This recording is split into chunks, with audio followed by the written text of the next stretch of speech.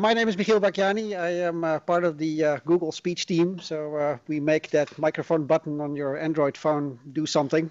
And so more specifically, I am a senior staff research scientist here at Google, and I lead the acoustic modeling group. It's part of the speech team. And so I've been doing speech recognition research for about 20 years. And I've been at other places before here. So I worked for about 3 years in Japan in the ATR, the Advanced Telecommunications Research Labs, which is sort of like a Bell Labs of Japan. And I worked at AT&T Research for about 5.5 years. And I had a bit of a stint at IBM Research in upstate New York for about a year and a half. And I've been with Google for almost exactly 8 years.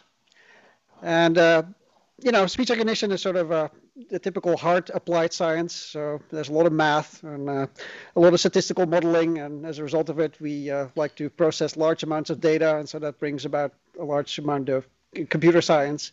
And so Google looked like a very interesting place to work. And so I was intrigued by this place when I was offered the opportunity to do something there. But 8 years ago, I looked at it, and it certainly is a very different culture from what I was used to. And so what I came from is the typical research lab where there's somewhat of the ivory tower syndrome, where you sit together with all the other PhDs and you're doing exalted research, and then there's the development group that's somewhere else, and we don't really talk to each other, and there's a bit of finger pointing going back and forth where the researchers would say they never take our new idea, and the development group would say that whatever code we get from research is such a mess, we have to all re-implement this. And both of those is true, and but it doesn't really work well. And as a result of it, you don't really have an outlet that is real for your product, right? And so you would live off publications largely, and that's one way to get your stuff out, and that would be exciting. But so now I'm looking at this Google place that is clearly very different. And actually one of the concerns I had for real is that, are these guys all sitting on colorful Skippy balls, high-fiving each other and saying awesome all day long, which is not really something that I enjoyed, because I did enjoy the hard science of, what I was doing. So thinking a bit of sort of, also in retrospect, what I think is very different from Google to other places, I think is sort of in three aspects. I think there's a people component to it, which is, we are extremely collaborative between engineering and research. In fact, we make hardly any distinction, where it's hard to distinguish whether somebody is a software engineer or a researcher. And it's just because, if you want to get your stuff out, it has to be engineered. And if you are an engineer and you engineer something, you might run into a problem, and you have to research on how to solve that correctly. And so that's, a nice environment where people are collaborative, and there's no hang-ups about what department you're in or what your title is exactly, and and you really jointly get something out. I think the second aspect of it is a product, and your stuff really gets used by a lot of people. There's a real path to get whatever you code to get in the hands of people, and actually people will use it. And not only is it sort of a satisfaction that somebody will use your code, there's some interesting stuff that it brings up for research. I mean, it gives you signals to look at on how people are using things, whether it's working for them or not. And you can really focus on a user and sort of make their experience better, which is an interesting research setting in itself. Sort of how do you make use of those signals to improve your product? And the third thing is sort of impact, because, you really can improve people's lives. We did some, I work in the speech teams, or, working with some deaf people and giving them opportunities they never had before is exciting. You really, I think, have a more profound impact on somebody's life. And I think a lot of Googlers have this, mean altruistic streak where they really like the fact that their stuff can do something good for somebody. And that's, brings a lot of excitement about. And so that might sound a little naive, and naive can be bad, because I have colleagues that look like they're 13-year-olds, and I know they're not, but they look like that to me, and they think that the normal world is whatever our Google environment is, and even if you tell them that's not true, you can't really convince them. And we have this rich food culture, as you might have noticed. And I literally heard the complaint of somebody that said, do they have to really put truffle oil on everything? So, there's there's somewhat of a bubble here. That's true. But in general, I think it's a pretty happy place to work. So more specifically to speech, I think that it is really this kind of company and this mindset that it's not surprising that it took speech, I think, from when I joined 8 years ago from sort of user torture, where it's like say or press 1 for sales or say or press 2 for, to now, sitting at home and looking at an ad and people go like, I like the cell phone because it has voice recognition as a feature that they actually want. So again, sort of this user focus, I think, is a positive thing. And I think in more general, it's not, just a speech thing where it's been lucky that they had some success. I think information retrieval, Google search has been applied and really is useful to people. I think machine translation, I think there are many, many more areas to come. So don't just take it from me. I think we have a very interesting panel with various other people in various other areas that, we can you can quiz and we can discuss things. And so some of the themes I think that we we'll talk about a little before we go in a Q&A session is to discuss this, all collaboration, which I think is contrasting, and some of our relationships internally as well as with the research community outside. So let's start with introductions, I guess, of the panel. And so how about we go from left to right? So I'll let you guys do it. My name's Umesh Shankar. I've been at Google for about 7 years, previous to which I did my PhD at UC Berkeley. I entered Berkeley as a systems student and fairly quickly ended up focusing on security and privacy, which is what I still do here at Google. I'm a software engineer. I lead the data protection engineering group, so we spend pretty much all our days figuring out how to make sure that all the private information that Google stores stays that way. And as far as I'm concerned, Google is really the most interesting place to work on security and privacy because all the attacks, we don't really have that many theoretical attacks. Most of the stuff that most people think of as theoretical is real. And there's really no playbook for how to do data protection at the scale that we want to do it at with the performance and usability requirements that we have. And I mean, it's just been an incredible learning experience for me here. And to a degree that I never really thought I would, I've used almost everything I learned in graduate school.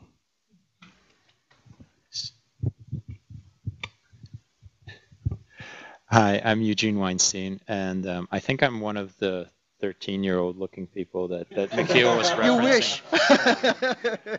Well, I don't know. You might disagree, but in the sense that I've never really worked at, well, some small internships aside, I've never really worked at another company other than Google. So I was lucky enough to be able to do kind of the applied part of my PhD here as an intern while I was a PhD student at NYU. And I joined here full time about 3.5 years ago, and I work on speech with Michiel. So I work a lot on the internationalization side of speech. So at Google, internationalization is a big thing. It's not like we can't just get away with making our products work in English anymore, but for speech, this is like a whole new ball game, right? Because it's not just like translating some strings, right? We have to get we have to model new languages, right? So this is a difficult thing. So I've kind of enjoyed being able to scale things up in that in that respect. Now voice search supports 48 languages. We just launched 4 new ones a couple of weeks ago. So that's been really fun to work on. And the other scale issue that I've gotten to work on that I think has been really meaningful to me is the work that I've done with keeping speech models fresh, right? So the things that people are talking about and the things and the ways in which they say them are changing, right? As demographics change, things come into and out of popularity, right? And people change the way they search for things with their voice, and we have to take the the petabytes of data that's coming in from users of our products, and we have to make sure that we're servicing the user in a way that's still current and relevant. And so to me, it's been really fun to take kind of like the let's say theoretical things that I learned about in grad school and and apply them at this ridiculous scale that I didn't even, could never even like conceive before, before I came here. So, it's been really fun. Can you hear me? Yeah, I can hear myself. So my name is Oksana Yaknenko. I've been at Google for a little bit over 2 years. I joined like December 2010. I have my PhD in computer science, and I was mostly working on machine learning and applications to various things like text classification, computational biology, and computer vision. And then I've been a postdoc in computer vision for about 1.5 years. So one of the reasons when I got on the job market, I was a little bit disillusioned with academia in terms of like I just, like I publish a paper and like, you spend so much time writing this paper and like you put so much work in the paper. And then you have like 4 citations and like that's kind of the end of it. I mean, sometimes you have more than that, but I actually felt like my work was affecting a very small niche of people. So basically, I started looking for some, a place where I can actually do some more impact. And now I have joined a group in knowledge. So we work in search. And specifically, my group, we don't really do anything that you guys see directly. But we work sort of behind the scenes and we work on information extraction. So there's this effort called Knowledge Graph. And this is the project, this is basically like this big graph of related entities that Knowledge Panels uses to answer the questions and the queries that you guys type in the search engine. And basically our project is to automatically populate this graph with a lot of unknown entities and unknown relationships. So things that we do a lot of experimentations with like, hey, here I have this model. How good is this model? Not only on paper that like this model is going to give me 95% accuracy, which is like, okay, cool. But like how many users is it going to impact, right? And it's like, even if my model says that it's 95% accurate, do I know that it's 95% accurate? Because not everything that's on the web is true, right? So that was basically some of the more challenging things that I've been working on and things that I enjoy doing here. Thank you, and thank you, Mikhail. I don't think I've heard like such an eloquent description of what it's like to work at Google, and I think like I would echo a lot of the same things, and especially Mikhail talked about a mean altruistic streak. So I think that if I have an affliction, or one of the afflictions I might have would be that, and so I've always been looking for opportunities at Google to use the work that I've done to have some kind of a broader impact. And one of the nice things about this place is that it's you have a platform to do that, and the opportunity to do that, and the support to do that. And so in particular, I've worked on machine learning. My background's in natural language processing, but I've been moving a little bit more into machine learning. And in particular, I've been looking at how to make machine learning something that everybody can use, and something that is easy to use, and something that you can drop into your web service, and something that you can train easily. And so it's been really exciting to pursue that here because there's so many opportunities to get feedback on whether you're doing the right thing and going in the right direction. So I'll cut myself off there and turn it over, but I'd love to talk about that more with you guys. And finally, so my name is Omar Benjaloun. I've been at, can you hear me? Blue pill instead of the red pill. Yes, I've been at Google for about 7 years. Before that, I did a PhD in databases, and I spent 2 years doing a postdoc also working on databases and uncertain databases and reference reconciliation problems. And I also joined Google for similar reasons to what was discussed earlier, like having an impact and doing things that are really useful to more than the community of researchers that would maybe read my papers. And so at Google, I've been also working on projects related to structured data. So I just want to mention two projects that I worked on. One is about, so I led a project about public data and statistics, and the goal of that project was to, and continues to be, to get official data about important statistics about the world, countries, your city, get that official data directly from the sources of the data, which are international or national organizations or local organizations. There are lots of like reconciliation, data integration problems to solve in order to do that, and provide also means for any provider to give the data themselves using an easy to understand format, and then consolidate all that data in a place where we can make it useful to users through visual tools to explore the data, visualizations, ways to drill down, compare, and so on in a tool called the Public Data Explorer. And more recently, we've been surfacing that data directly in Google Search. There's a statistics feature that we just launched about 3 months ago, where you can, if you search for population of India, you'll see a graph that's interactive, and you can move your mouse and see the value over time, but we'll also try to give you context by figuring out what are the most relevant other countries to compare this data to in order to help you understand the content and help you explore. And currently I'm working on another project in parallel, which is about, again, structured data, but figuring out what is important, how to rank the information that we show you. So if you search for, say, Brad Pitt, we show you a knowledge panel about this actor, and we'll select a few facts that are important about him. So how to select the right set of information and rank that information is a different problem than search ranking, because it's in the structured data world.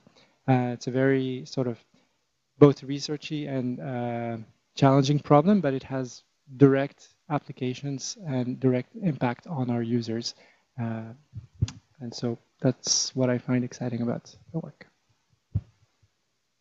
All right, so you have some idea, I think, who is on our panel. So I would like to bring up some of the topics that that I brought up, and you can chime in whether you think this is appropriate or not. So one of the things is the perpetual question about research versus engineering and how it's organized, and why they can never get a straight answer out of any of us, whether they're a software engineer or a researcher. So anybody wants to chime in on that? Everybody knows. I'll take the bait. So if you can't get a straight answer, I think that was almost by design. I think that at the company there are really a tremendous number of PhDs, and the PhDs are in every part of the organization. So I took a training today from someone who had a psychology PhD, and she was in the people ops org. And I was surprised, though I probably shouldn't have been, because that's really the nature of this organization. It's an amazing place in terms of the level of education and intelligence of kind of everybody who's here. So as far as the distinction between these different roles, I don't think there is much, except it's more determined by your local context, who your local manager is, what your local group is.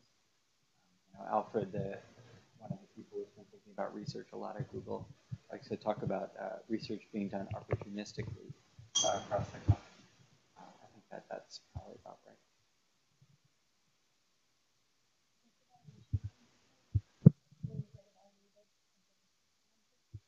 I think you want to use a microphone so that everybody can hear you. Yep.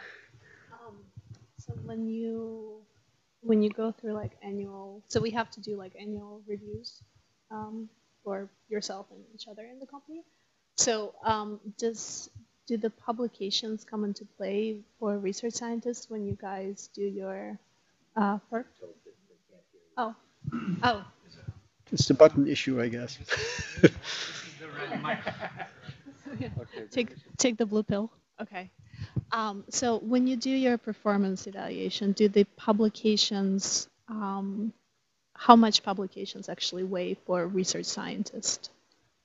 So this is again my biased assessment, but I think Google as a company really judges you on impact, and its impact is a lot of different things: publications, launches, standards, talks, contacts that you develop.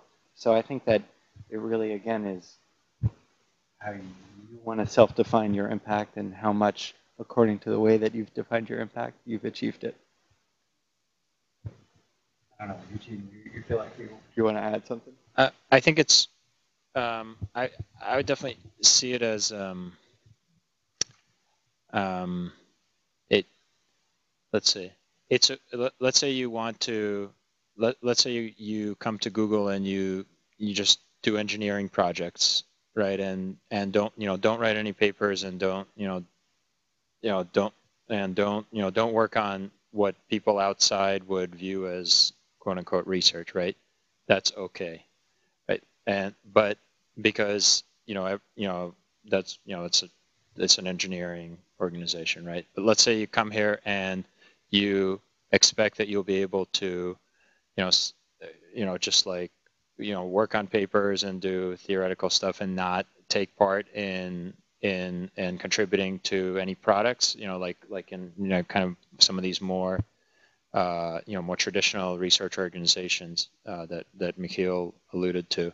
That's not really okay, right? So it's more. So I think that it can definitely be a boost, and for researchers, and when it comes to performance, when it comes to evaluating your impact, but it can't be that can't be the totality, right, of the contribution that you bring to the company. So can any of you sort of comment on projects that you are doing which you think are essential to have this integration between engineering and research that you don't think could ever get done in the sort of traditional model where it's completely distinct silos doing either research or engineering, or where it'd be a much longer process or much more involved to actually get that off the ground? You all work in different areas, so I guess there should be a wealth of examples of things you get out there that you think are good examples of mixing the two.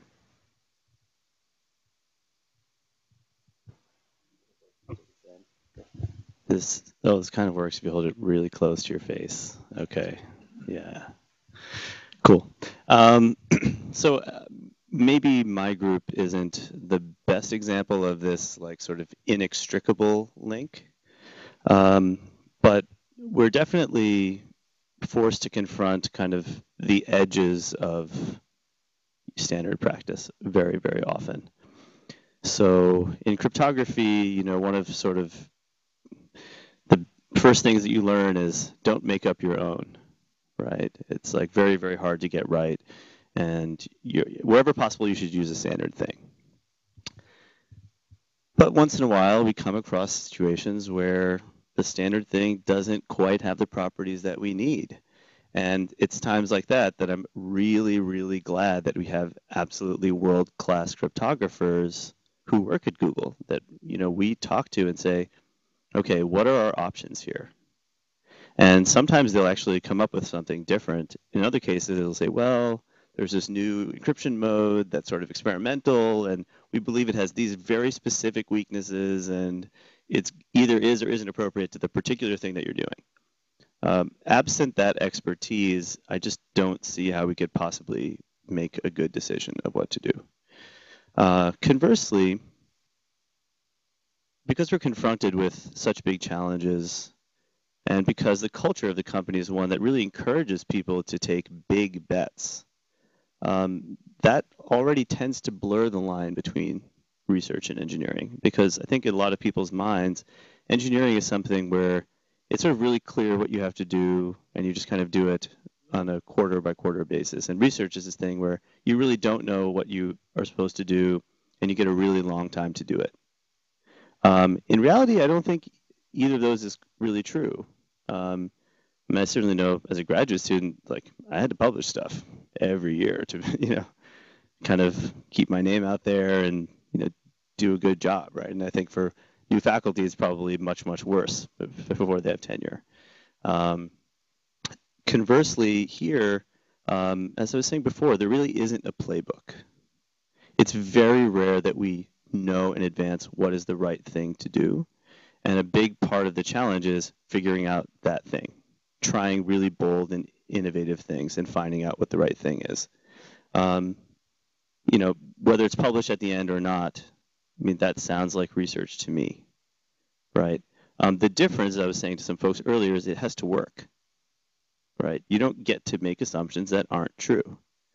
That's a really good forcing function, right? And I certainly know that, in my previous time in academia, a lot of people would publish stuff, and at the conference, someone would ask a question like, but is that really true?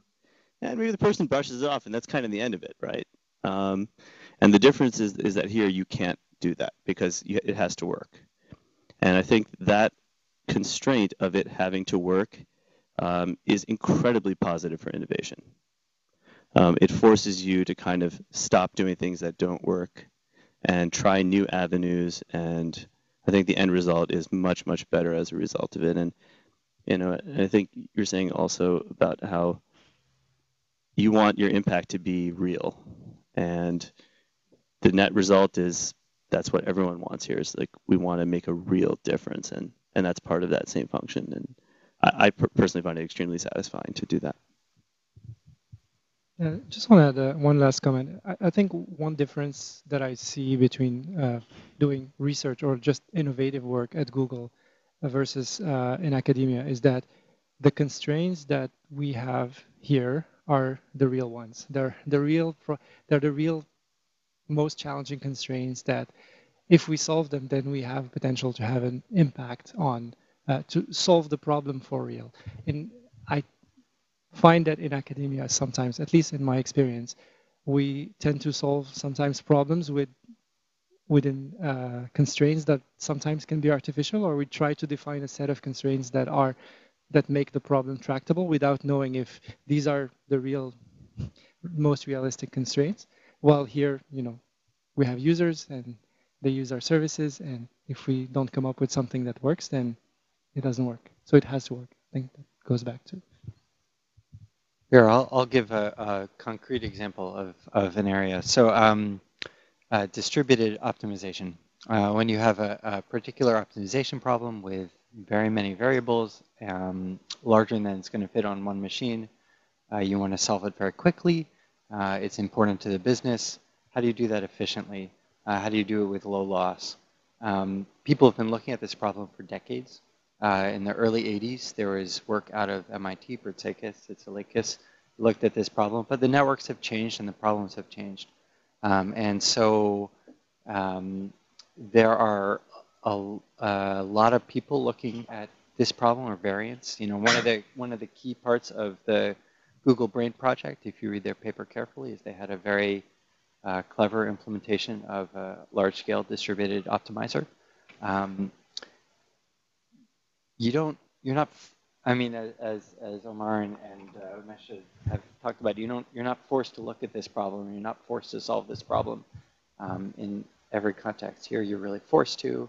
You really need both a theoretical perspective and an applied perspective to solve it. And then the end result is something pretty spectacular. So we talked a bit about how the constraints are real, right? Of what you have to do. Actually, we talked a lot about that. But so that's an area where we're constrained. But I think it's also worthwhile to bring up the areas where the constraints, how should I say it, the leeway that we have seems almost surreal, which is in the computation infrastructure that we have access to here at Google, which I think sometimes you have to sometimes you have to solve a research problem just to get the thing to parallelize at the scale that you're allowed to run it at. So while the fact that we have to answer to Google's users introduces a constraint in that sense that we can't do stuff that's wrong, right? So, but this situation with the infrastructure that we have here at Google, it just it makes things so much that much more I think appealing to a computer scientist from just like a coolness standpoint, right? And from the standpoint of how much you can get done, how sort of like the way the amount of leverage you can sort of bring to the effort that you are able to make as an individual, by using this infrastructure. So I think this is to add to Omar's comment on constraints. So in my perspective, it's almost like your definition of research changes a little bit. So in academia, you have either a set of known problems that you're working on, or you try to make up a problem and you want to convince everybody else that this is important. Whereas research here is finding, sometimes actually the problems jump at you immediately, right? Because you have an algorithm that works amazingly well on paper, and it works well on a million examples, but then if you try to run it over the entire web, it just doesn't work. So how do you scale it up? So this is something that Eugene brought up. And then there's another way of looking at it is how do I find a problem that I want to solve that's worth pursuing, right? And even answering a question like that is a research in itself. So it's what do our users want, right? And then how do I get, if I want to get from A to B, what are the resources that I need? What are the kinds of people that I need to talk to? How do I evaluate the results that I have? How do I scale it up? How do I put it into production? Things like that. So I think that's a lot cooler and has a lot more, you learn a lot more, I think, by actually doing research that way than just hey, here's a cool problem. Let me try to come up with another kernel for a support vector machine. So there's been a fair amount, I think, of academia bashing, but I think all of us have a warm and fuzzy feeling when it comes to academia, in the sense that we engage with the community quite a bit, and I think in various ways we try to be supportive. So maybe in contrast to all the telling them how they do everything wrong, maybe we should tell them a bit sort of how we are in favor of them and try to play nice with them.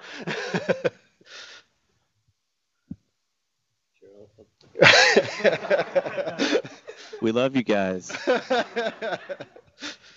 No, seriously. Are there people who are in academia? Can you raise your hands, please? Okay, so we're not offending them. No, I mean, so I would like to sort of bring up some of the things we do in terms of, we do publish quite a bit. I think it's encouraged, which I think is a bit of a misnomer that we don't care. I think we do give a lot of, monetary funds to people that are in academia. We have a giant program in terms of, visiting researchers and, I think we try to be, collaborative outside as well as, inside. And I'd like to, maybe you can share some of your experiences with that. So I think in addition to everything Mikhail said, one of the interactions that I personally have enjoyed most is the intern program, because it's a way not only of getting kind of fresh blood and fresh ideas, but it's also a way of strengthening connections to the academic community. So, friends of mine that have gone into academia will send interns my way, and this is a way of kind of keeping those connections strong and also transmitting knowledge back and forth, So very often, so I'm thinking of a friend of mine, Noah Smith, who works at CMU and LTI, and he is super into these advanced latent variable models and graphical models, and it's great actually to have he has a student here now. It's great to have his student here and get kind of that learning here. And then I think also, it changes his students' perspective about, how to run experiments and what experiments might be like, to say that, we can simply run 1,000 iterations or 1,000 different models at once. And what does that mean about the search space? And what does that mean about the techniques that you might try and that you might want to investigate? And so that I'm hoping that it really, and I'm expecting that it's not going to be a one-way street. It really is kind of like a exchange. I had a student from another friend of mine who was working on systems-related problems. And I think when he came here, he saw that the depth of kinds of things was very different than the problems he had looked at. And so it was like also a lot of insight that he could bring back. And so that kind of relationship I find especially valuable. And that intern program is vast. So among our panel, who has current interns in their team? So I think that gives you a sense. I don't think that that's uncommon. Just to kind of add to that, as I was saying before, and I mean, and it sounds kind of funny, but it's actually also true. As a proof that like academic research really is valuable, is that I really did end up using so much of what I learned in operating systems, databases, networking, of course, security and privacy, all these areas, the concepts that were developed in academia, things that kind of maybe seemed far-fetched at the time that only made sense to use an algorithm at extremely large scale. Well, that time arrived, right? And it's incredibly, we're very grateful that that kind of work had been done. And I think I wholeheartedly agree about the kind of interchange between a place like Google and academia. I mean, when we go to conferences, that's a great example of that, where we, not just Google, right, but like many other companies in the industry have people who actively work on research topics, who publish. You go to the conferences, you learn from each other, right? And in some sense, the conference is like shows you how many similarities there are in the kinds of problems that people work on. And there is also something that the flip side of my comment earlier, that the things you do have to work, is that it takes time to keep them working. And there's a certain tax that you pay, often substantial, for that. And in academia, it is a little bit freer of those sorts of constraints, and there's something very nice about that too. It lets you go in perhaps more different directions than you would otherwise. I think that's, if I were to draw another sort of like compare and contrast between academia and a place like Google, is that I kind of think Google actually really rewards taking like long-term big bets in maybe a smaller number of areas as an individual, which can have a really big payoff. Of course, the flip side is maybe it doesn't work out, and now you're like, man, I just spent like a couple of years on this thing and didn't end up really working out. In academia, I think in general, it's quite common for people to work on more different projects at once, and kind of, okay, if an idea captures your fancy, you can kind of just start working on it even more so than you could at a place like Google. And I think having both those models out there probably is a really good thing in total for when you look at what we together can produce. I think Gideon disagrees. I'm not sure I disagree, but I don't think I've ever thought about it that way. It's really interesting. I think that you're right. I mean, there's like a historical baggage that you start to accumulate of this is what the world, meaning Google ecosystem, looks like, and that's what you have to operate in. And that definitely, I don't think I've ever thought about it that way. It's interesting. So in terms of publishing, this is something that I think I frequently hear, is that we are not allowed to publish. There's I think a rumor that I've not universally, but it's something I've heard frequently, that or it's discouraged or whatever. And I think it's very unfair, but again, this is one person saying it. So would you guys want to comment on whether you think this is a fair statement, or where does this perception come from, if you had to guess? I think the perception comes from that a lot of people who actually go to Google sort of like disappear for a couple of years and they don't publish.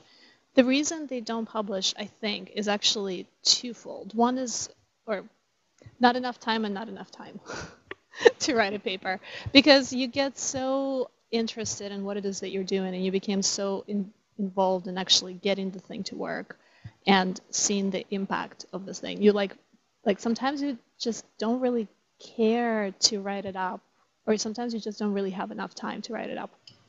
With that said, so when I joined, I still had a couple of leftover projects from my graduate work.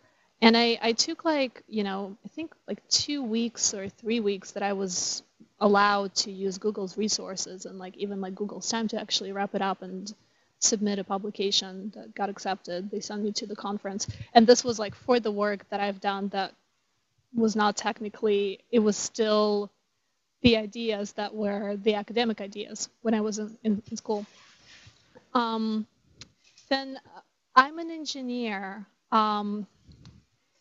but I've done a couple of collaborations with people in research where it's sort of like a two-way street, where I sort of tell them the types of problems that we're really interested in, and I simply just don't really have the time to look into it. And where somebody from research actually was like, oh yeah, cool, yeah, this is my area of expertise. I have an algorithm that's could be well suitable for this. I can run some experiments and see what will come out of this. And then basically from something like this, a paper evolved. And we actually submitted a paper to a conference. And in terms of submitting a paper, it's super easy. Or especially, well, this person worked for Karina Cortez, and it was basically telling Karina about the paper, and she's like, yep, cool, you can submit it. This is the level of approval that it had to go through pretty much. So I think, with respect to publishing, the things that we're saying here, that you guys don't have to take our word for it. Just go to research.google.com, right? And you'll see there, that there are hundreds of papers coming out of Google, and these aren't only people that are in the research organization, right?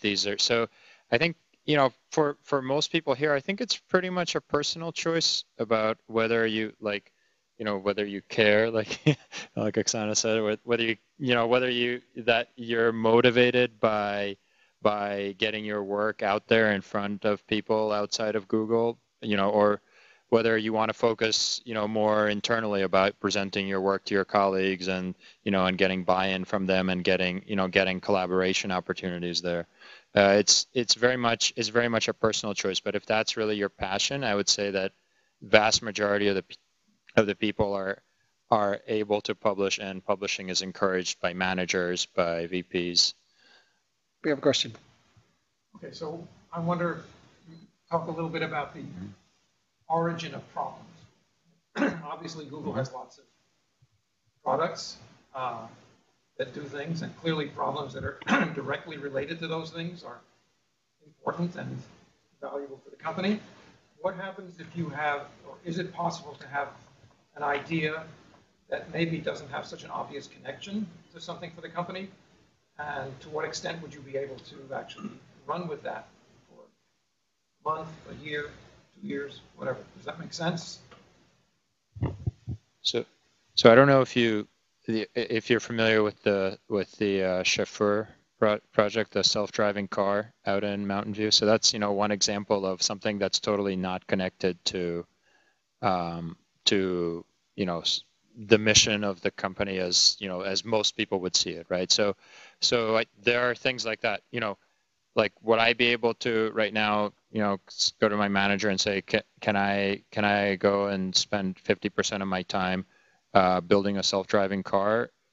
Maybe not. That's not always the case, right? But there are these things that that happen in that kind of organic way, and that aren't always directly related to what your job role is. So it seems to be the perfect time to bring up the 20% project, which isn't quite 50%, but sort of in contrast to what you said about the freedom to do off the wall things. I think there is some provision that provides a lot of people to do so, and I think a lot of us, because we're so ingrained what we do and like what we do, we don't really make use of it. But it's a reality that exists. I think maybe can you guys comment on whether you have people doing 20% things and Yeah, I mean, so I can say that as a manager, I've had many of the people on my team who are interested in doing 20% projects, and I've always encouraged them to do that, especially if it's something that's going to help them learn a new skill or advance in their career or establish new connections or find new potentially interesting areas to develop.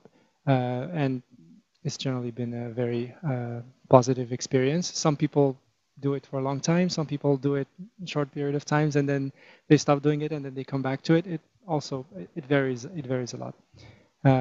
One other comment I wanted to make is also in the projects that we work on, there's sort of a mix of projects.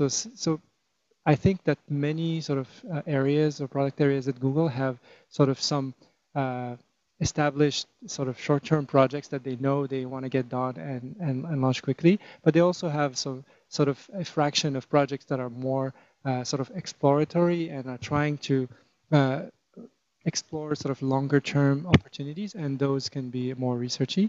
And it's always possible to go and propose an idea and say, hey, I think there's something really interesting here, and that's an interesting challenge, and if we solve this problem, this is going to have a big impact on what we're doing. And if you convince your director, your VP, then you might even get some headcount and engineers that can work on this project. So I think, Tom, to address your question, I think one thing that I didn't realize about this place before I started is the autonomy and self-direction that each individual engineer has. They have it in the choice of project, but they also have it in their choice of time. And so you are so valuable as an engineer to the company that you are actually a prized resource. And the company's goal, to some degree, is to keep you as excited as possible. And so to some degree, that means that you can kind of move and pick your place of interest. Now, I think what people usually find is that after a certain point, they start thinking about aligning themselves to the company's larger interests. How can I support this large area that the company is going in? It means that your projects will move faster, means that you'll move faster, it means you'll get more support, more other people will be interested in joining your torch-bearing cause. But it really is kind of your own discretion. I don't think I understood how much that would be true about being here, but it certainly is. Just to kind of follow up on that very briefly, I think like the usual process by which this kind of thing happens is you start small, like you build a prototype. And the real process by which things get kind of sorted out and what ends up making it and what doesn't is like there's a marketplace of people's time, because people's time is very valuable. And if your idea is really good and you convince people to work on it, then your project will grow. And if you can't convince people that your idea is good, maybe it's not that good. Of course, maybe it is, and we're missing opportunity, but I think on the whole, the system works pretty well, and it works very organically. And that means that you have to probably invest more time and learn skills of persuasion and things that you might otherwise to get it off the ground. That's not necessarily a bad thing either. And so yeah, small things can become big. If anything, I think maybe one mistake that people sometimes make in trying to start new projects is thinking too small. It's hard to get people to want to sign up to something which, even if it all works out great, still ends up being small. That's just not that exciting. So having a big vision for even something that starts out small ends up being key, and that's really, I think, a lot of what Google's all about. I just want to piggyback on that. I totally agree, and I think one feedback I get from met with Jen Rexford, who's a prof at Princeton, and she was like, it's amazing. I meet all these engineers at Google, and they're all so able to communicate. And I think partly that's not the interview process. I think partly it's the work process. You're forced in kind of your daily process to communicate with other people. That is kind of what will propel you and communicate about your ideas. And so, you know, just as Umesh was saying, it's like that communication, persuasion, building a vision, that is kind of the part that will drive you and your projects. So agenda-wise, I think we're getting close to sort of, you know, starting the Q&A session. I notice we have more and more questions, so I would like to encourage it even more. So this is segueing from the choice of projects and that kind of thing. As I understand it, you are all PhDs specifically in computer science, and all, as far as I can tell, seem to work on areas within Google that follow from your graduate research topics in a specific area for your dissertation and so on. And so I was wondering, in part because I am a math PhD, not a computer science PhD, about the adjustment process that some people have if they come onto Google, as friends of mine have PhDs in biophysics, and then they start to work on video chats, which is one example that is true. So, you know, because I think it's one kind of adjustment process to be in a database researcher in academia and then a database researcher at Google, and it's another kind of adjustment process to be a mathematician and then to work on front-end development. And what kinds of compatible. So whatever kind, just the kinds of resources or learning curve that people face in that. So most likely, if you are, what was your example again? If you're a mathematician, Yeah. well, Yeah. if you're a mathematician, most likely you will not be hired as a front-end developer. Mostly because, as far as I know, and maybe actually the people who work in HR maybe will be able to comment a little bit more on that. But as far as I know, they try to put you on a project where you really can contribute, because yeah.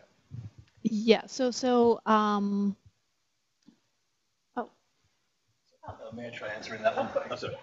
Sorry, not on the panel. I apologize. Not in HR either. I'm the engineering site lead for New York, among other sins. But we have, just if I may follow on from one of the earlier comments, last time I asked, we have something over 3,000 people at Google with doctorates. Yet some of them are, you know, none of the above. I believe there are actually a few in theology. But a whole bunch in psychology. The other, few actual medical doctors, juris doctors, and such. But we have over 2,500 in the computing cluster, which I will define as math, science, computer engineering. And then we have another 300 or 400 in biophysics. My PhD specialty happens to be structure, which is as far out as you can get. And also I sit on hiring outside of research.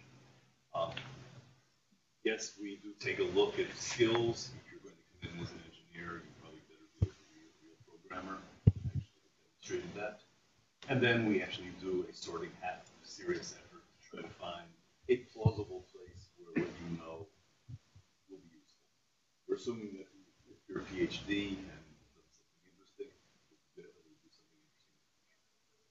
And yes, of course, there are courses on this, that, and the other, long-term essentially anything related to Google labor computing, and your colleagues will take you through the darker back alleys.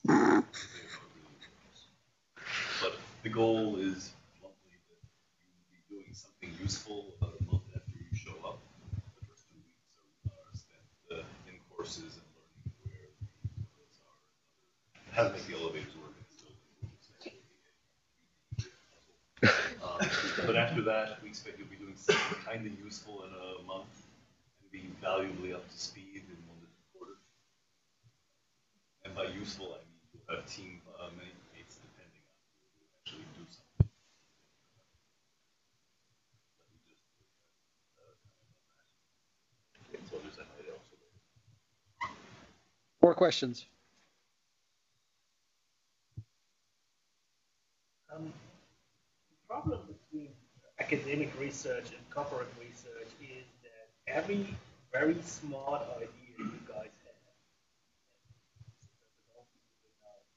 too, is a competitive advantage.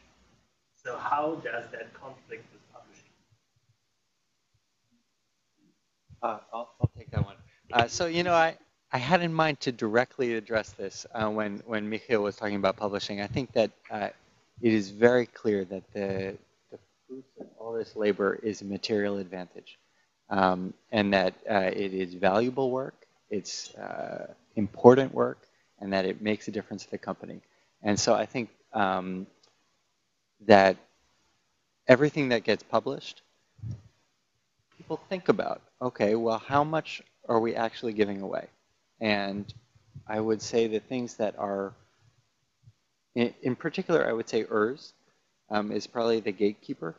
And if he feels like we're giving too much away, he'll say, let's maybe either delay it until the competitors have gotten close enough, or let's hide some of the most key pieces. Not so that it's useless, but just so that we don't give away the bank. And so I think that, yes, clearly it has value, and clearly we don't want to give it away. And so I think that, but most, in my experience,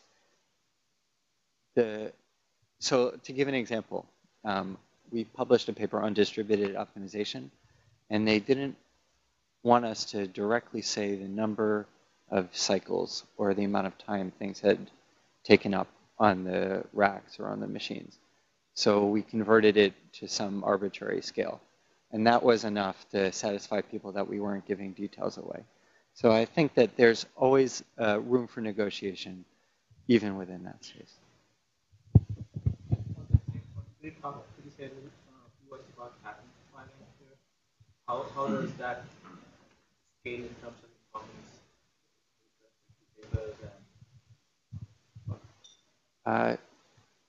So my impression is that Google's general position on patents is that they wish there weren't, they didn't exist. So it's not, so Google's involved in so much patent litigation that I think it would be beneficial to the company if the whole patent system was more evolved. Maybe Stu has a slightly different perspective. True, but it ain't going away. Yes. So yes, somebody will look at the publication appearance, which is by some senior technical person who is assumed to be able to recognize which things might have been patented and submitted, in which case some should go talk to the lawyer. Patents get submitted. We have stated reasonably clearly our expectations, but we don't have a portfolio. We would be delighted to disarm. We just can't do it. But I think to. We can all have that conversation. But to that point, I think that it's not. It rarely delays you more than a couple of weeks to actually get the lawyers to do their job, and probably one paper in 100 patent runs out of the way. Oh, but I think part of the question was how important to your career is patent filing, and I think it's very little. Yes. I have a question over there. Obviously, a lot of our colleagues here. So, excuse me. So, at day-to-day work, do you actually work side by side with people who don't have a PhD? Yes, definitely. So you mentioned 3,000, right? So Google is what, 50,000 now? Engineering has 2,500 PhDs, and nobody ever uses the title unless they're a psychologist or a lawyer or a medical doctor. So you, unless you actually ask, you probably won't know whether the person's bothered to get a PhD, or is it ABD, or actually just damn good? So people have been in academia for a long time. What does it take to adjust? Or what do you think you did to actually give you some benefit of edge among other very smart people who don't have an idea? So I think it's not so much that it'll give you an edge, let's say in title or in like, how much people respect you or value your opinion. It won't get you that. It's more it's more the the ability that you'll have to to bring that research kind of flavor to the work that you do. And I think in turn, because you will be able to show that kind of skill, in turn that will get you the respect and kind of buy-in from your colleagues. It won't be the fact that you have the PhD, right? But I don't know. There was also the adjustment aspect of the question. So I think one thing that you learn as a PhD student, and it's mostly because you spend like 5 years working on one problem, is you really learn how to problem solve. So it's not necessarily the title that gives you the edge, but it's the fact that you, in the process of getting the PhD, you learn how to solve problems. So like think about it, if you come to Google, you get thrown into an environment where most likely you will be working on something that is or is not related to your PhD or to your research project directly. You still know how to approach a problem, how to solve it, how to evaluate your results.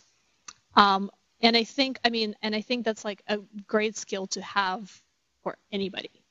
And I think like most of people who actually work at Google have that skill already. So, in terms of adjustment, I don't really, I don't know. So I'll speak to adjustment. I was never, I was a postdoc, and I think my biggest adjustment coming here was that Google is not very hierarchical. And so it's like when you're a graduate student or a postdoc, you have your advisor, and your advisor has a final say to some degree. I mean, about what you do. It's really not like that here. It's a very big company. There are a lot of very different opinions. And as an individual engineer, you have a huge amount of autonomy and a huge amount of ability to persuade that is kind of separate from your manager and from your team. So one of the way that the engineering groups work is that there's like this interesting kind of a triad that decides how things happen. It's the manager of the team, it's the tech lead of the team, and it's the PM potentially of the team. And that triad is also subject to the whims of all the people on the team. And so it's like a very complicated process how things get done. And I think that understanding that model, which is different from the academic model, I think that is the biggest adjustment. And I think a healthy adjustment. I think academia is very rigid. But I think that's a big adjustment. Just one more comment I wanted to make on that question. I think there's a very strong computer science culture at Google and engineering culture, but also computer science. So if you come with a view of problems which is sort of academic or researchy, or like want to think about problems in a fairly rigorous way and model them properly and solve them properly and prove that you have the right solution, this is something that's very respected. And so I think at Google more than anywhere else, this like doing things right and solving the problems sort of at a fundamental level is something that is valued and respected. Well, I have a comment first and then a question. Okay. And the question is for you. The comment was you asked, or somebody brought up, where does the idea that people at Google can't publish? Well, the fact is, I'm in software engineering. I go to software engineering conferences. I publish in software engineering journals. And you see virtually no in software engineering. I mean, it's not a value judgment. It's just a fact. If I look at the program, So people come away saying, okay, there's lots of PhDs at Google, there are lots of smart people at Google. They're not publishing in software engineering, but they're doing software engineering. Therefore, well, why is that? And so I think that's where people get the idea. It's a very pragmatic, observation. So the comment I have, this is my personal view of it, but I think that, I think the panel said it to some extent, but people join here, and it's a very different environment. So they have this engineering, teammates that really want to get something going, and at some point, you have the system out there, and and it serves people, and there's like traffic going in, and you have the signals coming back from that you want to optimize. So to some extent, it's sort of like taking the break and doing the paper publication to sort of formally write it up, and doing the measurements in some kind of controlled way, which isn't usually frequently the way that an application is deployed, where it's just you get more and more traffic. A lot of the things are not very well controlled in that sense. It makes it harder to do the paper, and it sort of becomes a distraction. And I think they get so roped up into it. But I was saying, where does that? If I was responding to the question that was right asked, where do people get this idea from? I'm saying that's where people right. get the idea. But I mean, to some extent, I bring it up sort of, because I think the misperception is that there's some kind of, corporate, shutdown on any kind of publication, because that's not what we value. I think that's very unfair to address it like that. Okay, so my question for you, though, which is completely separate from that, is you've spent a lot of time comparing Google to academia. Now, I'm somebody I was a technical professor for years, and then I moved to what was then Bell Labs, which the minute I moved there became AT&T Labs, and spent a lot of time doing research in AT&T Labs. So, as somebody who spent time in AT&T Labs, I'd ask you how you compare. Now, of course, you went there at a different life stage. You went, according to this, it's a brand new PhD. I went as a kind of senior person. How would you compare life at AT&T Research versus life at Google? So when I joined AT&T Research, to give you sort of a little, sort of the context of getting hired at AT&T. As I remember, I was done with grad school, and I had lined up for 5 or 6 interviews. And the first interview I did was AT&T, because whoever was my contact there, sort of was very proactive and got that going. So it was become the first interview that I did. And I visited this one day, and had the interview process, and it was actually so much fun that I came back the next day. And this is this is 99, right? So the market is hot, I guess, and they were, I didn't even, factor in my mind, but sort of, they were eager to get people. So the next morning I get a phone call saying like, I still have to do the paperwork and the approval, whatever, but you're going to get an offer. And at that point, I literally canceled all my other interviews because I liked it as much, So I loved AT&T Research, really. And when I joined, it was, it was like, really a fun place to be. But I also felt that, in my years there, I mean, there were nasty things because the company was going down the drain. But, sort of AT&T Research in itself was, I have no idea how far down it But I mean, AT&T Research in itself, I think, was the greatest place, because all my colleagues there were they were famous. So there was no attitude. They were sort of like do good work. There was a lot of interesting people to talk to. There was collaboration within there. But the rest of the company was alien. Right? I mean, in fact, I remember sort of making fun of the rest of the company, where you would have these town hall meetings, and we didn't really understand what people were talking about, because it's sort of it's like the rest of the company to some extent. So I think the contrast is like all of this is AT&T Research, the entire company. It's sort of it's very open, collegial, sort of collaborative, many aspects to it. So I think that's the best, comparison. Before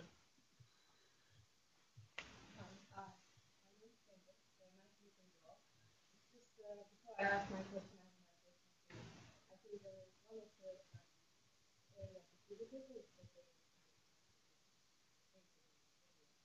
more focused on how we history and scientific language sometimes. And you look at the future of computing or change or internationalization, you see more in terms of the future and later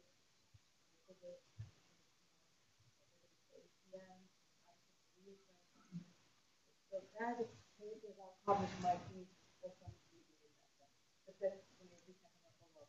My question was, you mentioned whether it's in the software engineering group or that somebody has an idea, or whether it's the clinical science research that one might be thinking of proceeding to work. And how do you, what kind of problem do you have to collaborate on this idea? So it's not only the teams that were part of the project teams, but across teams. How do you communicate across teams? Is there a forum that is panelists running in competition? How do you exchange those ideas and find something out of those resources like the clinical side, like with the dynamics, the prototypes very good. Is there a kind of that impact resulting in the solution? How would that occur? So in 2009, I had this project I wanted to work on. I found a guy, Natan Silverman, who's now at NYU in a PhD program. I convinced him that we should work on this. And as part of the project, I'm not in spreadsheets. I'm in machine learning. He checked out the spreadsheets code, built it locally, and he embedded our software into the spreadsheets. I thought it was the coolest thing I'd ever seen. And he produced this demo which showed what it would be like to have this code in actually the spreadsheets code. It was like a different group, a group that sat, they might have at that point sat on the same floor as we did, but we didn't know them at all. And so we developed the prototype, he and I think it was mostly his work. And then he showed the demo to the group. And it was just a very exciting moment because we were able to show them their software doing something that they hadn't expected before. And so that particular route kind of laid dormant for a very long time. And I think recently we kind of went back and built a lot of those pieces in a different direction. But I think that pathway is a very common pathway. You see someone else's code, you check it out, you build it, you modify it, you talk to them, you try to get their feedback, you try to plan a way forwards, and it kind of moves. As you know, Umesh was saying, it's organic. It's like you can see just about any code in the company. You can send an email to just about anybody, and they will respond. Actually, I find that the more senior they are, the quicker they respond. I don't know why it works that way, but it seems to. But it's as far as collaboration, internal collaboration. As Phil was saying, I think it is a wonderland. It's fantastic. People are very eager, they're very interested, and it's nice for that aspect. If I could add on this one small anecdote, I worked in IBM Research for quite a while, and IBM Research and IBM Software Group were two completely separate entities, and we had a prototype we wanted to build into the product, and it was a nightmare to get the hands on code, and there was envy and protectionism and politics. And here you have access to almost all the code. You can talk to almost everybody. There is not the question of what forums are there for communication. The company is the forum for the communication. Yeah, and just to add to that, we have tons of resources to even finding who's working on related projects. So for example, everybody has an internal page, and anybody in the company can actually access your internal page. All the projects have internal websites with members, what they work on, what they're interested in. There's a mailing list for that. Then there are mailing lists in pretty much anything you can imagine. So, there's a mailing list for machine learning. There's a mailing list for some internal specific tools, or mailing lists for some of the products that are being developed. It also happens well, in my experience anyway, is that when I joined the company, I already knew a lot of people, not necessarily in New York, but in other offices. And, just like people who I've met at like conferences or like people who were in the same field. And remote communication is like super easy. You like literally go to a conference room, you press a button, and that person is on the screen in front of you. Magic. Then yeah, and then as Gideon said, people are like really, really willing and really supportive, and they, like if you want to set up a meeting with somebody, you don't even have to like sometimes you can just like put it on the calendar and they will show up. It's magic. Also, just to add one note about what venues there are for like fostering collaborations. So we have a thing called Beer and Demos, which is I think it's on Fridays, right? Yeah, Fridays. Right. So so you can show up to this room. It's very much like this, and you can have beer and watch people demoing their half working or a quarter working or it might work kind of demos, and if you have interest, if you're interested in the work, then you can come up to them and create a collaboration that way. We also have millions of tech talks, people, both internal and external speakers coming to present their work. And they're visiting faculty, and there are other people that are that are around and want to share their ideas with you and are interested in creating collaborations. So there are many venues that I'm sure I haven't even, that we haven't thought of, but there's lots of stuff. Sorry. So you could have been eating for 10 minutes already. So any questions that you think are, are really, really important to be answered by the panel rather than the person that will probably be sitting at your table? Last question? Yes, absolutely. Thousands of PhDs. Is there any particular campus in Google ecosystem it has more concentration or more bias towards PhDs, or it's evenly distributed? Close enough.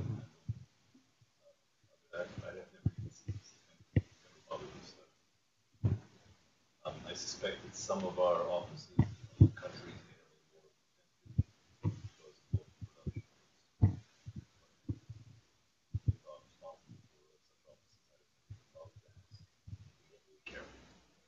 One of my favorite quotes is, "Some people live in other places probably for good reasons."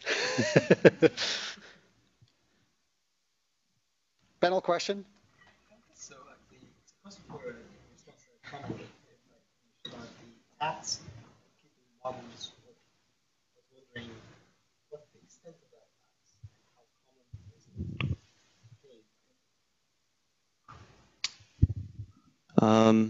Well, in some sense, it's part of the price of success. If you build something and it's not being used, you don't pay the tax, but that's not really where people want to end up either. And, part of it too is I think you sort of build in the cost of maintenance to your utility function of how good your thing is, where, that just becomes part of how you decide if a system is good, right? It's not good even if it just works or even works well. It's how easy is it to modify over time? How easy is it to maintain over time? How much of your resources, your team resources, is it taking? And so you get better at it, and you end up sort of naturally, things often evolve to a state where you spend your time either on doing new stuff or making the things that you already have more efficient and taking less maintenance burden, so you get to a good state again. So yeah, it definitely varies. I think working on infrastructure, your definition of success is making people that use your stuff successful in a sense, and that's what my teams work on, is largely in the infrastructure area. So we probably pay a larger tax than most, but some of what I sort of alternate between calling it a tax and learning. Because a lot of the times the things that we spend a lot of time with basically customer service. So a new team is integrating with some technologies that we've built. We build security and privacy infrastructure, and they'll have a novel scenario, right? They have different data access patterns from ones we've seen before. They're doing some, mashup of kind of more internal facing systems with externally facing systems, and that's a new thing, and they're querying data in a different way, and all this kind of stuff. Okay, we haven't seen it before, right? And so it's like, oh man, we got to put down the code that we're writing and help them figure out the right thing to do. Maybe we have to change our code. Maybe we have to, they have to change their design. Maybe we just come up with something clever. But the net effect of those things is that when you design the next version of your system, you've already taken those into account. So yeah, I think maybe I was a little harsh in calling it always a tax exactly. There is certainly an element of that, right? You end up doing some stuff kind of a lot, and it's like, got to update something again, right? Or, some machine broke somewhere, and I got to fix something.